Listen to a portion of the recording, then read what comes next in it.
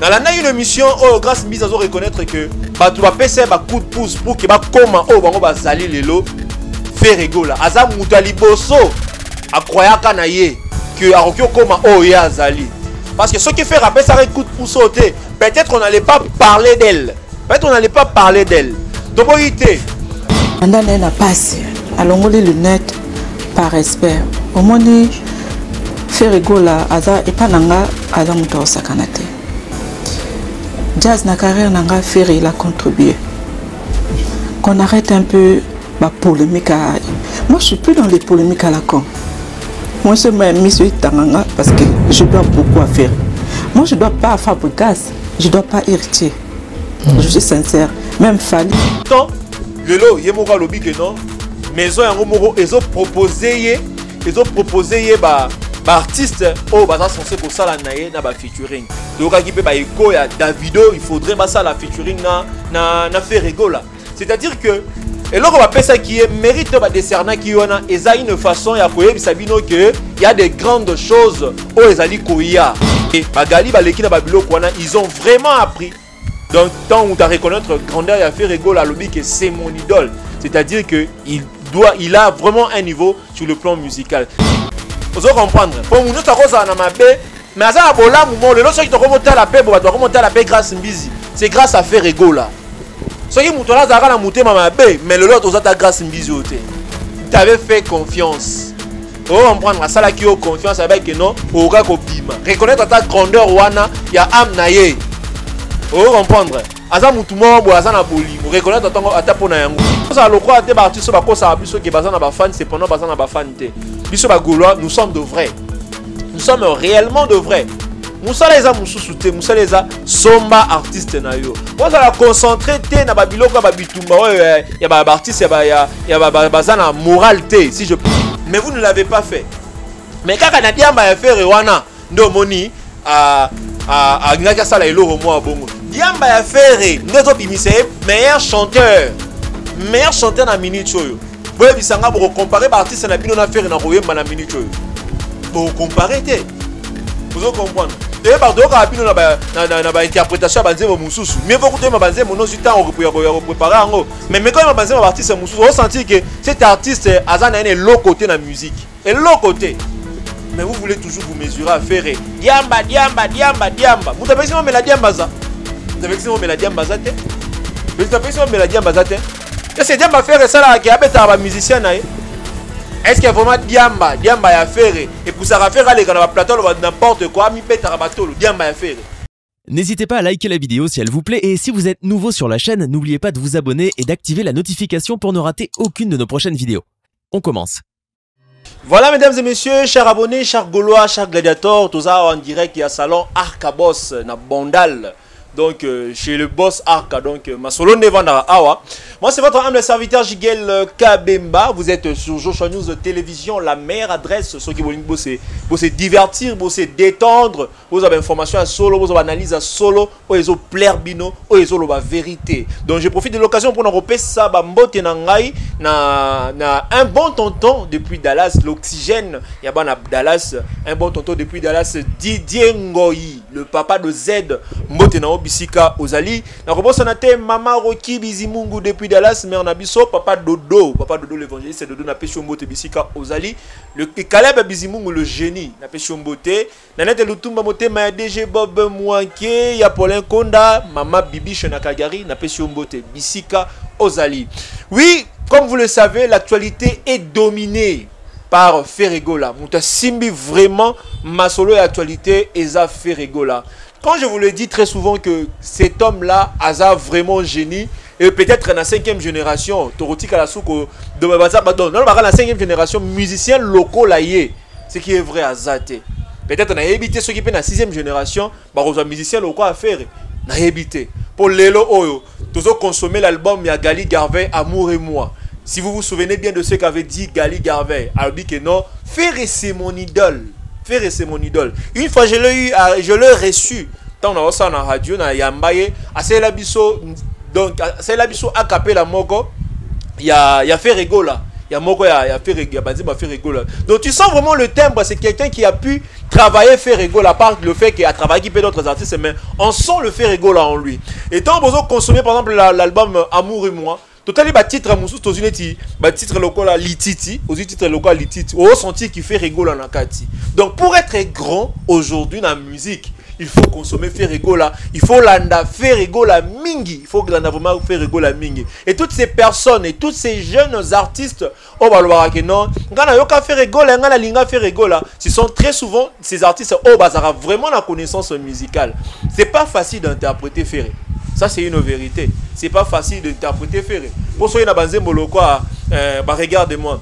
Un sentiment d'inachevé, éternel incompris. Moi bien être avant le mien. Regarde-moi maintenant.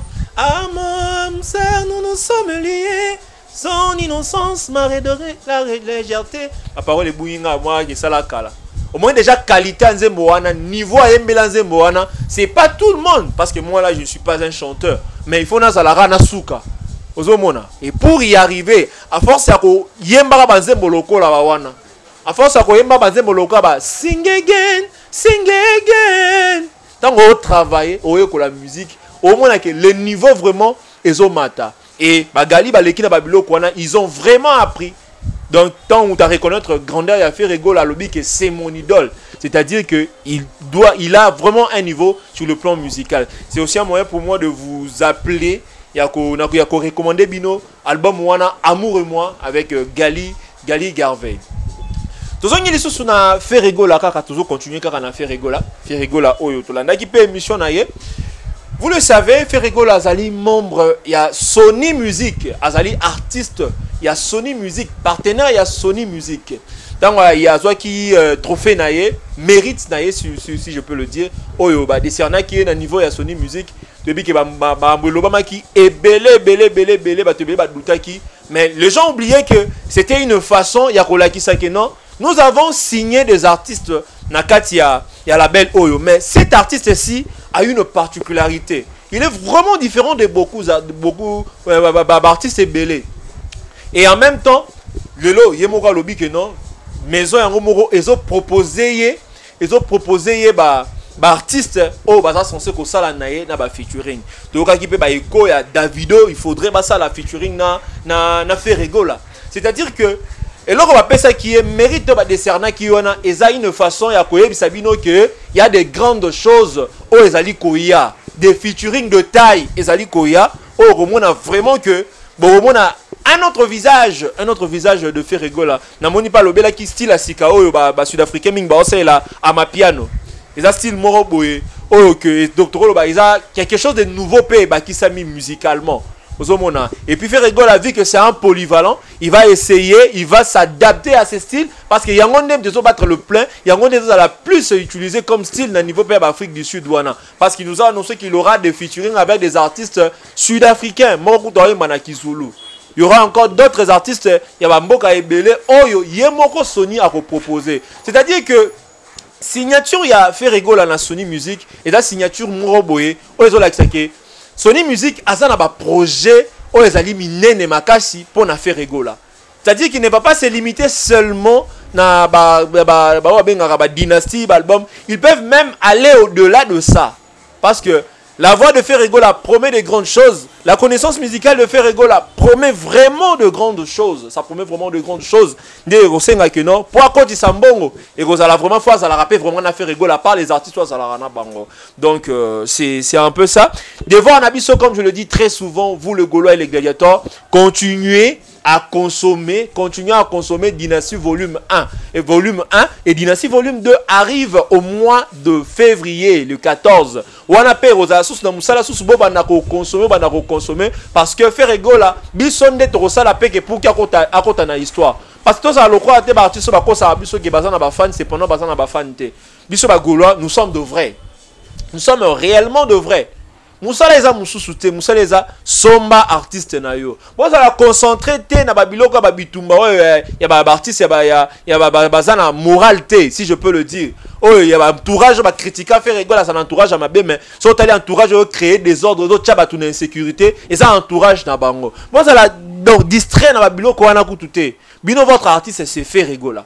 Et puis il vous promet que dans Dynastie volume 2, il y aura une chanson chrétienne dans le sens qui a remercié le bon Dieu pour oh non soit sali pour na bon moyen parce que vous le savez très bien mes frères et sœurs Gaulois et Gladiateurs.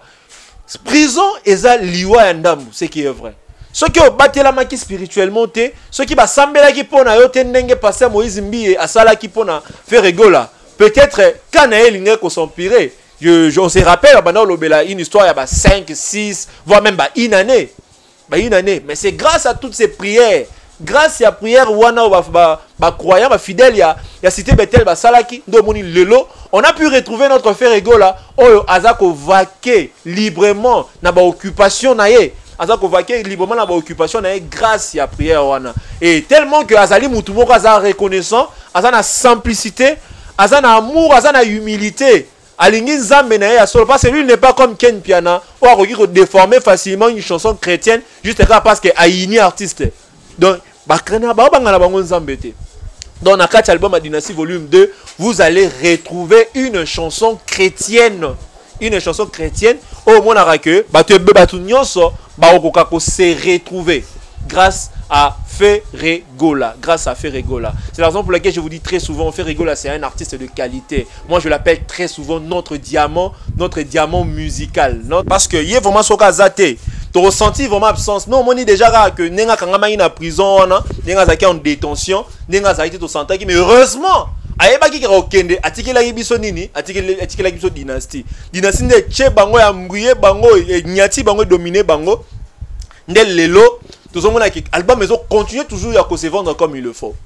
Donc, c'est un peu ça. Et en parlant de reconnaissance, parce que dans la une émission, grâce à mise à reconnaître que tu vas passer un coup de pouce pour que comment bango bazali lelo faire rigola. Azam mutali bosso a croyant kanaye que arokyo comment ya azali. Parce que ce qui fait rappeler ça un coup de pouce peut-être on n'allait pas parler d'elle. Peut-être on n'allait pas parler d'elle. Donc,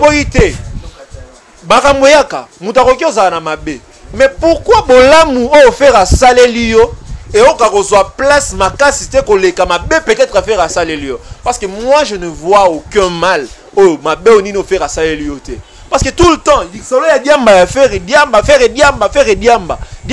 et tinda faire que obeta batute diamba faire et tinda batute faire était à n'importe quoi sur le genre faire c'est quelqu'un qui se respecte.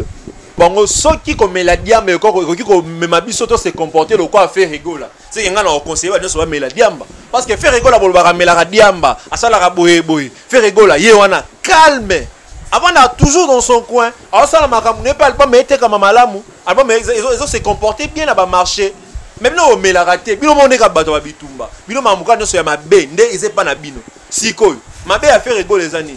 Faire rigola wa melara diamba malgré ba détention na ya habité na zonga na mboka na ngai ba mi ba concert na ngai liboso il faut na yemba na peta concert moko na parler du peuple pour na ko encourager ba FARDC kaka na diamba na ye wana bino bolobaka wana o comprendre telle ba initiative muto bobenga ya diamba za nango mais bino boza nango bobeta ba concert à Stade de Martyrs qui avait pensé au pays personne qui avait pensé à la situation où ils ont guetté mboka na biso personne et pourtant à moment wana oh il y a plus de 150 000 personnes au côté qui a fraude wana.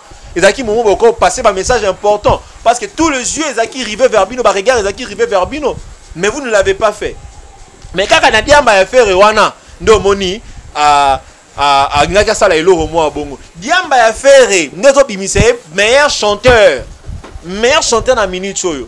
Boye bisanga pour comparer artiste na Bino na faire na Royem na minute choyo. Pour comparer te. Vous comprenez? C'est pas donc à Bino na interprétation banzemo mususu. Mais faut que tu banze mon aussi temps pour préparer en haut. Mais quand banze ma artiste mususu, on sentit que cet artiste azana est l'autre côté de la musique. Et l'autre côté. Mais vous voulez toujours vous mesurer à faire diamba. Vous avez pensé mais la diamba ça. Vous avez pensé mais la diamba ça te. Vous avez pensé mais la diamba ça te. Et c'est diamba faire ça là qui a bêta ba musicien na. Est-ce que vraiment diamba ya faire et pour ça faire aller dans plateau n'importe quoi mi bêta rabato diamba ya faire. Vous comprenez? Vous trouvez bien bon ba kamela diamba mazo prôner ba valeur. Azo prôner ba valeur. Qu'est-ce que vous pouvez reprocher à faire na diamba ya melaka? Oh mona ya mabe. Nous sommes photo lo bara yango. Photo lo bara yango. Le comme sous photo lo bara. Grâce Mbizi. Au moins avant loba, ngana ofinga otende ba msuba ofinga yo, au moins boye non, je veux pas le faire. Mais zongara moi sima. Donc talaka sima zongara mutu. Vous comprendre. Pour nous ça cause na mabe, mais ça bola mu le loso qui to remonter la paix, bo to remonter la paix grâce mbizi. C'est grâce à faire ego là. Ce qui mutu la zara na muté mabe, mais le lot ozata grâce mbizi oté. Tu avais fait confiance. Oh, on prend ça là qui a confiance avec que non, au gars ko bima. Reconnaître ta grandeur wana, ya am naye. Oh, comprendre. Aza mutu mo bo aza na bolingo. Reconnaître ta atapona yango. Yo moko zo finga, finga faire rigola diamber. Yebisa na comportement na yo. Comportement na eza ya ba diambers de. Yo mo bimoleki na TV. Nani o wa 3 musiciens ba les kangai. O remotanga na ba compte. Tu ne te gênes même pas. Tu ne te gênes même pas. Sans pudeur, sans pudeur. Toboite ko ke na poto tout ça, yo za mona poto ya nini ya bomwana te, okoli yo za na ba valeurs africaines. Tu as bafoué toutes les valeurs africaines. Au bafoué yango pour venir faire n'importe quoi aujourd'hui, ba sortie médiatique na yo, toko tika ta ba na balanda te. Toboite ba na ba kosa basa na ba poto tout ça, ba nini culture za mususu, mais basa na origine africaine.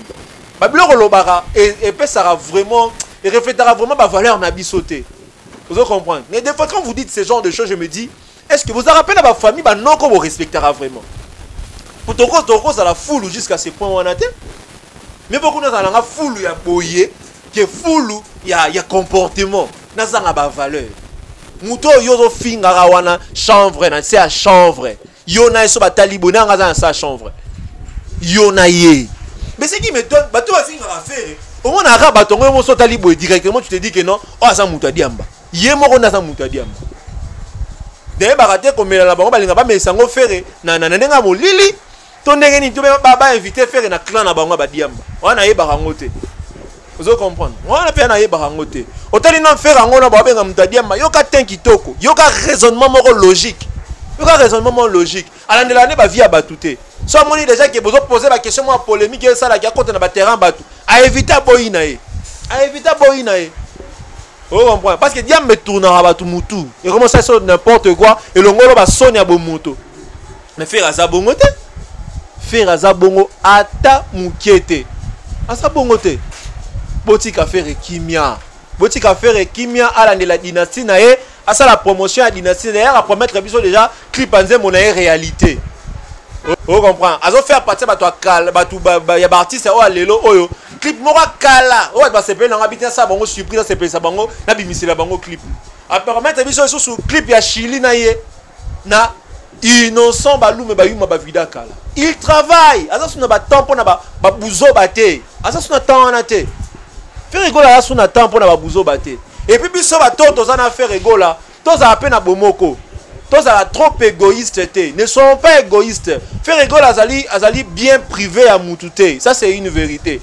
Faire rigolo à ça bien privé à Moutouté. Faire rigolo à Yemoko à ça n'a pas ça à Moutounions. Surtout nous les chroniqueurs.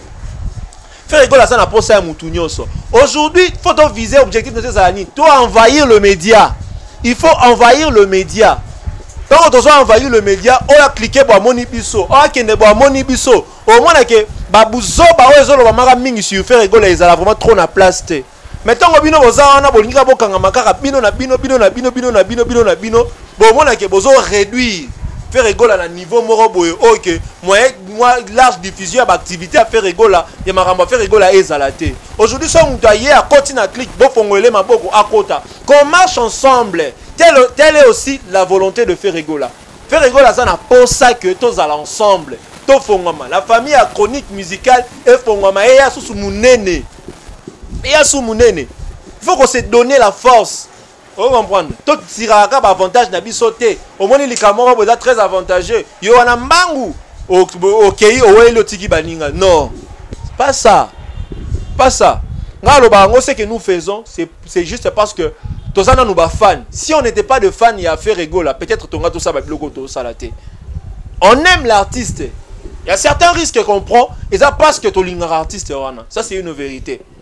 Et ça vraiment vérité. Tous à la bomoko, tant que bomoko vous allez Moussa Nabiso et vous allez vraiment ya malungate. Peu importe nengo zoloba, peu importe nengo sala, il faut to simba na maboko. En to chango musika. Vous comprenez? Ko wele la wana to chango musika. Tous à la moko. Tous à la vraiment moko. On est un message dans passer à bande konanga ba chroniqueur. Na kati na biso en ezalate to tsunga vraiment to bunda vraiment pour na faire ndenge to bundaki ba moment oyo faire rigoler zaki en détention ba moment oyo dynastie volume 1 bima quitté ndé to sala ba promotion to zaka uni wana to zala bongo to zala né na bolingo to zala vraiment na bolingo. Et ça vraiment important pour Nabiso pour que tu évolues. Parce que sans bolingo, tu ressala et l'autre côté. Faire rigola a besoin de tout le monde. Faire rigola la naramutunyo so ba eko pe ezali. Ba eko vraiment ezali. Donc c'est un peu ça, mesdames et messieurs. Tokomo koma déjà na souka, Toujours senga la bino toujours bon continuer comme ça la biso confiance, biso de notre côté nous n'allons pas vous décevoir. Bote la émission na biso, bo continuer ko somba album, bo continuer vraiment ko somba album, yango ne force na biso, yango ne to obete la ratolo. Parce que sans dynastie faire rigola on soit disque d'or sans dynastie, mais dynastie yango ne yé. Ba la biso sous deuxième volume. Oh d'ailleurs on a encore premier volume, to continuer ko consommer yango, encore. Vous comprenez? Bango ba l'exarata na bitumba, biso to consommer la dynastie. Vous comprendre? Bango ba kenda ba comme ba mettre ba bala, biso to consommer la dynastie. Vous allez comprendre. Tu consommes dynastie. Il y a un bijou na biso. Il y a une force na biso. Tout ça peut n'apporter tout la kisabango que non. Faire au fin arawano. Fingi faire fumeur de chanvre. Ba elibino trophée. Ba elibino boé. Bino va continuer à finir na ba bassesse na bino. O d'ailleurs bani on na partir ba palais. Et puis ba te bela mon na ba YouTube awa. Ba na faciliter au finir batu. Et ça, pas personne n'a raté l'éducation. À ce temps, on va papa na maman, ta série tout ma colika raboy. À vivre ka nenga zo vivre. Et belé. À ce temps, on va na ba parents pour que ba la accès moi ba blo mususu. Aye wana komi boy. Ado finga sans donc sans gêne, ado finga na ye. Vous comprendre. Bino bolanda ba to bongote. Bolanda lignée artiste. Notre artiste fait rigoler. C'est un gars très simple. Un gars très humble. Bino peut faut bozala humble. Bozala vraiment humble. Tous à non concentré dans l'objectif et puis tout ça n'a été stade de martyr est l'événement le plus important de tous les Gaulois. Vous allez comprendre. Top boulé déjà surtout nous les chroniqueurs il faut tout tambola tout va ensemble tout eba makamango to memango ndenge nini après on a biso na stade de martyr à faire rigola ezali nini et puis nous allons le faire en complicité avec vous les Gaulois et les gladiateurs na pe simbote na ndeko nanga patient depuis Brazzaville la benga kingai donc na CP là ils vont là ba remarque pe na ba félicitations sur ça là kingai ça kinga vraiment bien on peut ça nous vraiment ba mbote merci pour notre encouragement donc c'est un peu ça to bula rango déjà héros to lingi concert neni stade de martyr à faire rigola to ça la promotion ndenge nini to ça na ligne à suivre to ça la rater mon champ mon libre o aye alobi na ndenga lingi to tambola rande na esprit moko vous comprendre parce que faire rigola c'est un artiste complet. Il ne lui manque absolument rien. Il a aussi comment on appelle ça, un producteur. Un producteur. Ok, non soit bien bunda. Et vous allez réussir, ça s'appelle na Gaulois.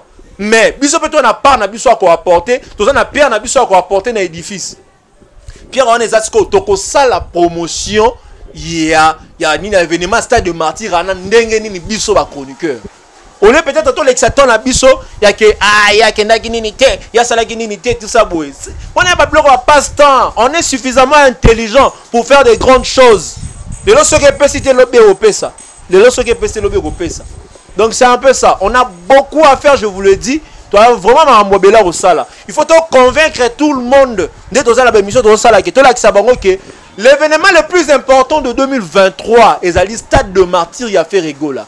Et pour la sala yango, il faut la mutua média intelligent, on passe à objectif, ensemble.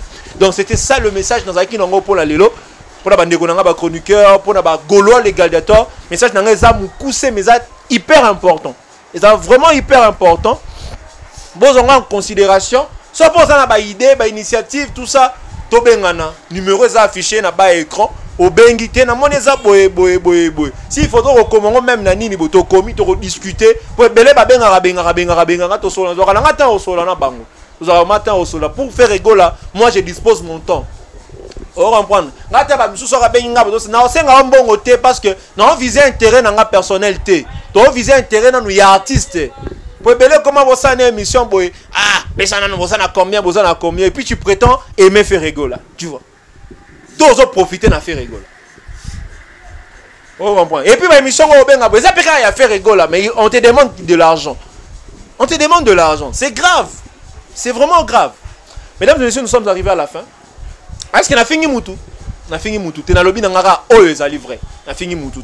Nazo appelé biso ba tout nyonso ba chroniqueur nyonso ba golo nyonso ba gladiateur na unité. Tous à la uni. Tous à la uni parce que ma ramba sérieux et bandit. Parce que si tous à unité, on risque d'échouer. Il y a qu'on se détourner dans l'objectif. Donc tout comme on a été.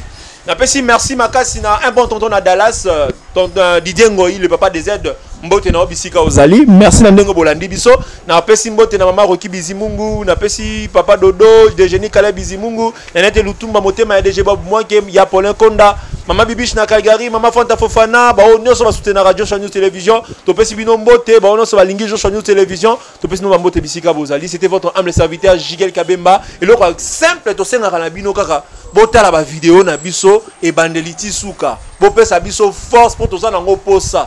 Vous pouvez vraiment force, vous allez vraiment pour ça makasi, bon s'abonner massivement, bon partager l'élément nabiso et ça la biso vraiment plaisir.